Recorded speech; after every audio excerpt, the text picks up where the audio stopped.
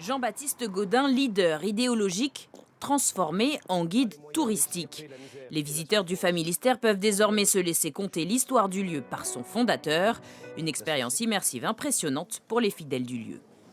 C'est assez incroyable comme impression. On se retrouve vraiment au cœur du monument, c'est fou. On est dans un autre monde, quoi. On est transporté il y a un siècle en arrière à peu près, quoi. J'ai eu l'impression de voir des choses que je ne connaissais pas. Par exemple, la photo en noir et blanc, je pense que je ne me serais pas arrêtée dessus en visitant le Familistère. T'as cliqué.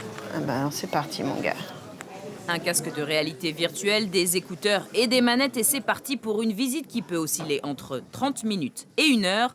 Un projet porté par la société Anima Viva, séduite depuis des années par le concept même du Familistère. C'est la rencontre non seulement avec le Familistère et ce lieu patrimonial magnifique et qui est tellement inspirant, mais c'est la rencontre aussi avec un homme et avec une pensée engagée. Et on en a bien besoin aujourd'hui.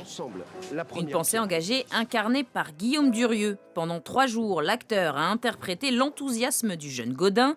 Un tournage particulier, plus proche du théâtre que du cinéma finalement. Ça ressemble un peu à des petites boîtes pour capter le Wi-Fi chez soi. En fait, on a ces petites boîtes autour de nous qui vont prendre des données, des informations et qui ensuite vont recomposer notre image. Donc ce qui est assez particulier, c'est qu'on est filmé en 3 dimensions.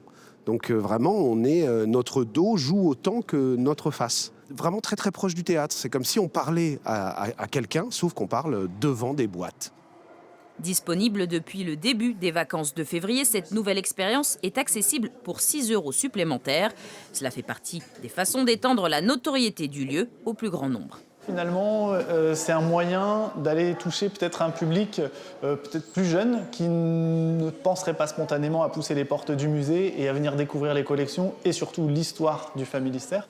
Objectif futur, proposer le casque virtuel en dehors de Guise, disponible en langue anglaise, allemande et néerlandaise. Il pourrait permettre à l'utopie sociale de Gaudin de traverser les frontières.